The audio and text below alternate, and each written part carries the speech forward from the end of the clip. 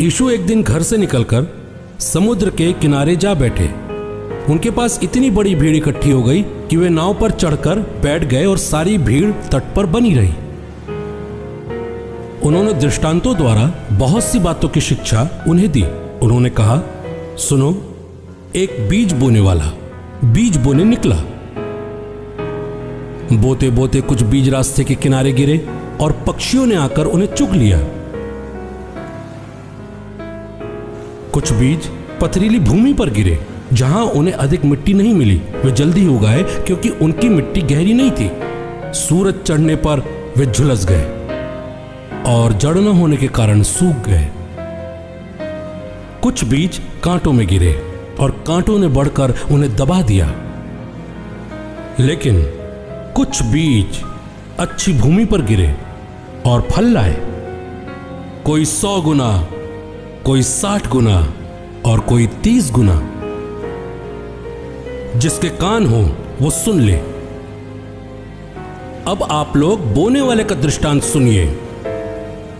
यदि कोई ईश्वर का वचन सुनता है लेकिन समझता नहीं, तब उसके मन में जो बोया गया है उसे शैतान आकर ले जाता है। ये वो है जो रास्ते के किनारे बोया गया था। जो पथरीली भूमि में बोया गया है, ये वो है जो वचन सुनते ही प्रसन्नता से ग्रहण करता है, परंतु उसमें जड़ नहीं है और वो थोड़े दिन ही दृढ़ रहता है। वचन के कारण संकट या अत्याचार आ पड़ने पर वो तुरंत विचलित हो जाता है। जो कांटों में बोया गया है, ये वो है जो वचन को सुनता है, परंतु संसार की चिंता और धन का मोह वचन को दबा देता है और वो निष्फल हो जाता है। लेकिन जो अच्छी भूमि में बोया गया है, ये वो है जो वचन सुनता, समझता और फल लाता है, कोई 100 गुना, कोई 60 गुना और कोई 30 गुना। यीशु ने उनके सामने एक और दृष्टांत प्रस्तुत किया। स्वर्ग का राज्य उस मनुष्य के समान है जिसने अपने खेत में अच्छे बीज बोया था। परंतु जब लोग सो रहे थे तो उसका बैरी आकर गेहूं में जंगली बीज बोकर चला गया।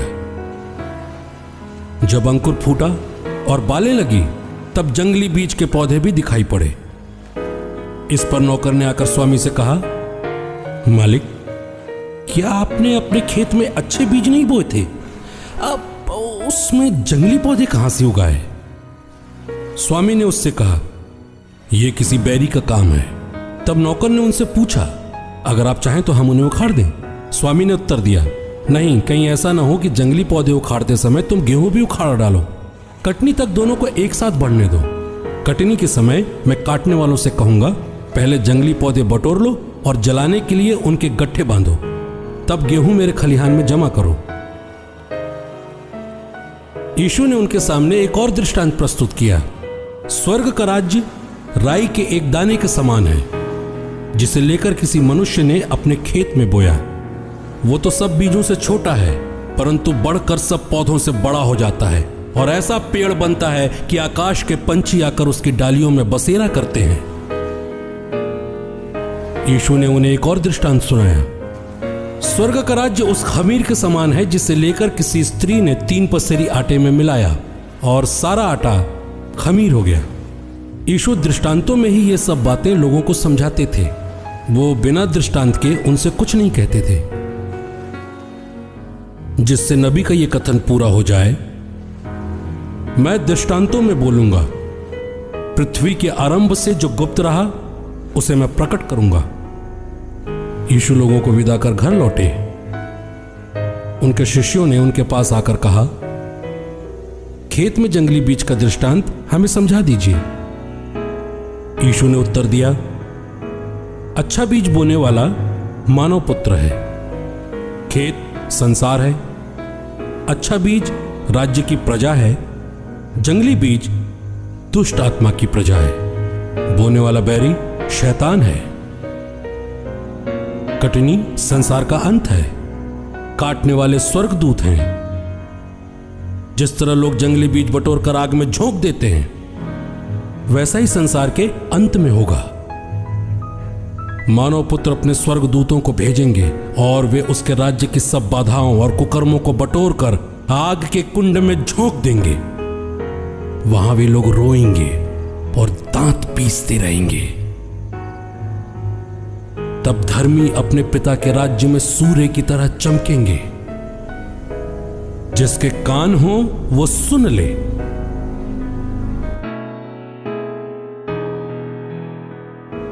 एक अमीर आदमी था जो बैजनी वस्त्र और मलमल पहनकर प्रतिदिन दावत उड़ाया करता था।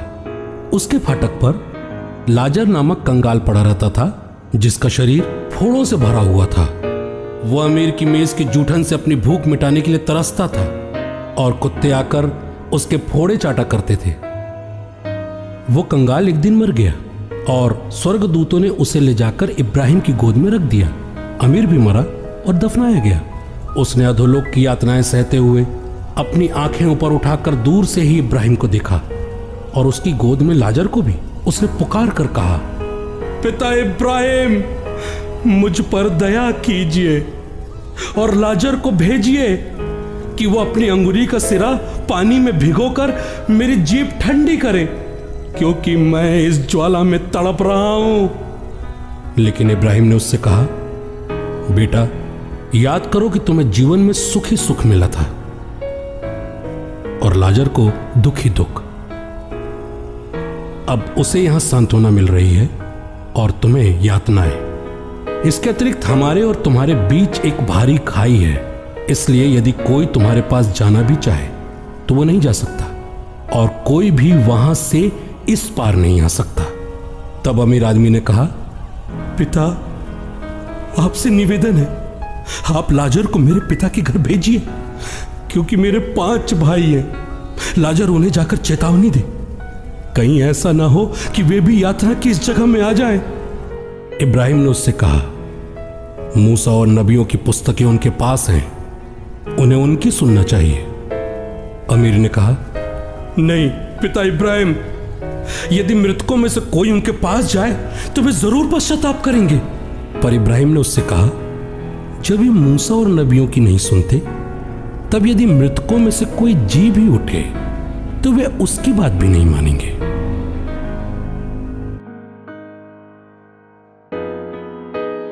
यीशु ने कहा, किसी मनुष्य के 2 पुत्र थे।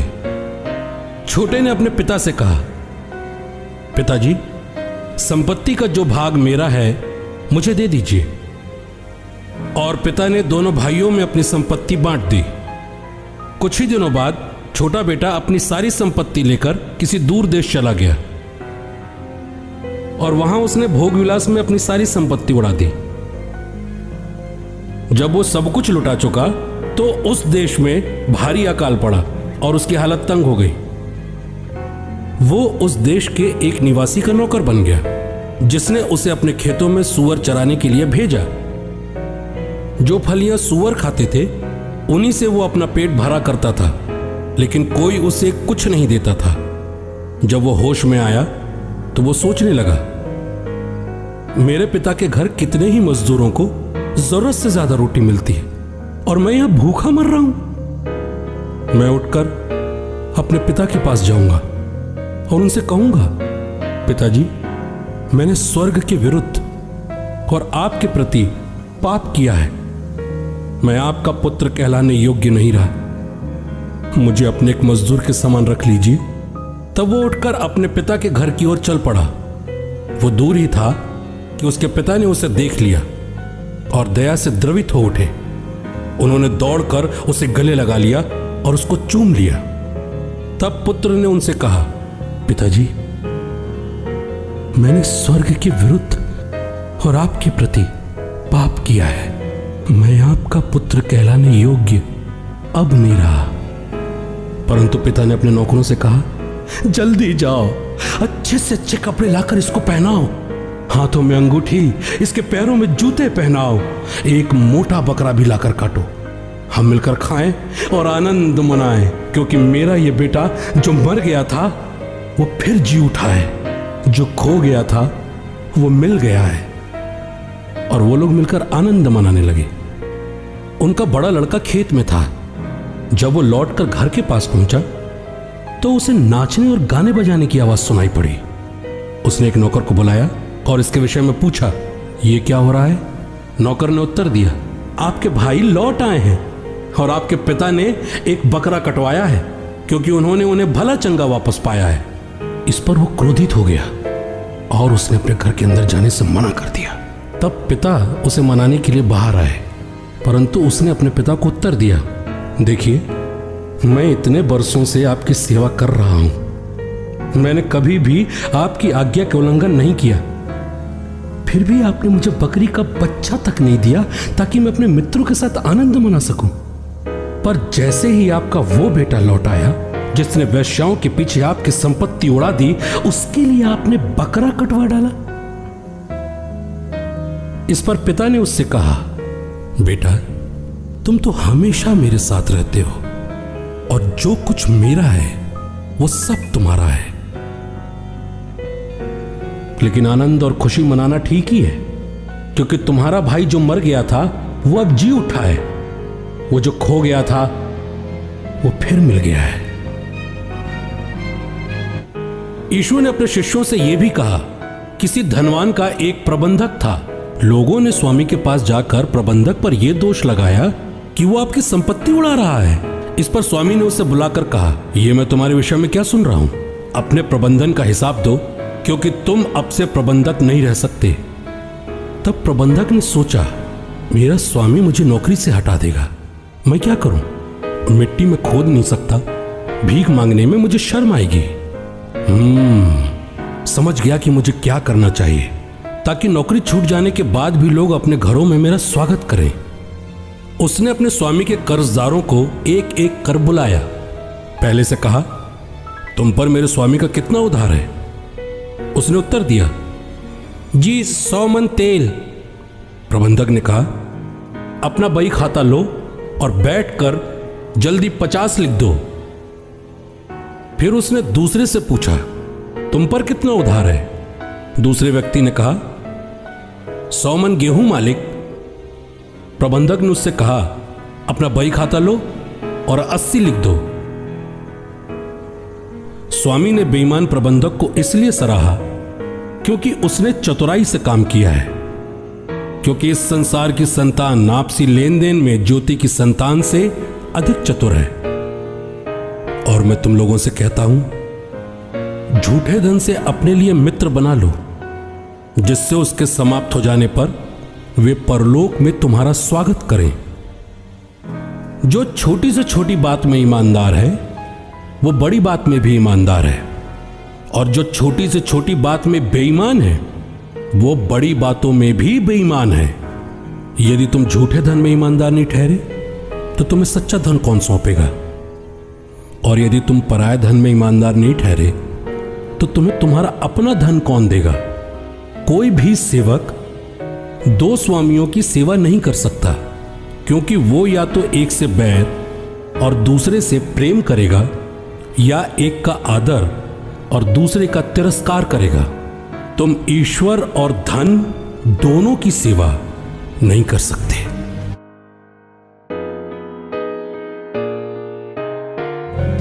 मैं सच्ची दाखलता हूं और मेरे पिता बागवान हैं। वो उस डाली को जो मुझ में नहीं फलती काट देते हैं, और उस डाली को जो फलती है छांटते हैं, जिससे वो और भी अधिक फल उत्पन्न करे। मैंने तुम लोगों को जो शिक्षा दी है उसके कारण तुम शुद्ध हो गए हो। तुम मुझ में रहो और मैं तुम में रहूंगा। जिस तरह दाखलता में रहे बिना डाली स्वयं नहीं फल सकती, उसी तरह मुझ में रहे बिना तुम भी नहीं फल सकते। मैं दाखलता हूं और तुम डालियां हो। जो मुझ में रहता है और मैं जिसमें रहता हूं वही बहुत फलता है, क्योंकि मुझसे अलग रहकर तुम कुछ भी नहीं कर सकते। यदि कोई मुझ में नहीं रहता तो वो सूखी डाली की तरफ फेंक दिया जाता है। लोग ऐसी डालियां बटोर लेते हैं और आग में झोंक कर जला देते हैं। यदि तुम मुझ में रहो और तुम में मेरी शिक्षा बनी रहती है तो चाहे जो मांगो वो तुम्हें दिया जाएगा। मेरे पिता की महिमा इससे प्रकट होगी कि तुम बहुत फल उत्पन्न करो और मेरे शिष्य बने रहो। मैं तुम लोगों से सच कहता हूं, जो फाटक से भेड़शाला में प्रवेश नहीं करता बल्कि दूसरे रास्ते से चढ़कर जाता है, वो चोर और डाकू है। जो फाटक से प्रवेश करता है वही भेड़ों का चरवाहा है। और दरबान उसके लिए फाटक खोल देता है। भेड़ें उसकी आवाज पहचानती हैं। वह नाम ले लेकर अपनी भेड़ों को बुलाता है और बाहर ले जाता है। अपनी भेड़ों को बाहर निकाल लेने के बाद वो उनके आगे आगे चलता है और भेड़ें उसके पीछे पीछे आती हैं, क्योंकि वे उसकी आवाज पहचानती हैं। वे अपरिचित के पीछे पीछे नहीं चलेंगी, बल्कि उससे भाग जाएंगी, क्योंकि वे अपरिचितों की आवाज नहीं पहचानती। यीशु ने उन्हें यह दृष्टांत सुनाया, किंतु वे नहीं समझे कि वो उनसे क्या कह रहे हैं। यीशु ने उनसे फिर कहा, मैं तुम लोगों से सच कहता हूं, भेड़शाला का द्वार मैं हूं। जो मुझसे पहले आए वे सब चोर और डाकू हैं, किंतु भेड़ों ने उनकी नहीं सुनी। मैं ही द्वार हूं। यदि कोई मुझसे होकर प्रवेश करेगा तो उसे मुक्ति प्राप्त होगी। वो भीतर बाहर आया जाया करेगा और उसे चरागाह मिलेगा। चोर केवल चुराने, मारने और नष्ट करने को आता है। मैं इसलिए आया हूं कि वे जीवन प्राप्त करें, बल्कि परिपूर्ण जीवन प्राप्त करें। अच्छा चरवाहा मैं हूं। अच्छा चरवाहा अपने भेड़ों के लिए अपने प्राण दे देता है। मजदूर जो न चरवाहा है और न भेड़ों का मालिक, भेड़ियों का आता देखकर भेड़ों को छोड़कर भाग जाता है और भेड़िया उन पर हमला करता है और उन्हें तितर बितर कर देता है। मजदूर भाग जाता है क्योंकि वो तो मजदूर है और उसे भेड़ों की कोई चिंता नहीं।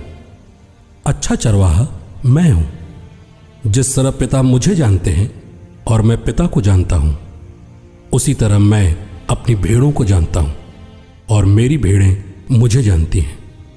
मैं भेड़ों के लिए अपना जीवन अर्पित करता हूं। मेरी और भी भेड़ें हैं जो इस भेड़शाला की नहीं हैं। मुझे उन्हें भी ले आना है। वे भी मेरी आवाज सुनेंगी। तब एक ही झुंड और एक ही चरवाहा होगा। पिता मुझे इसलिए प्यार करते हैं कि मैं अपना जीवन अर्पित करता हूं। बाद में मैं उसे फिर ग्रहण करूंगा।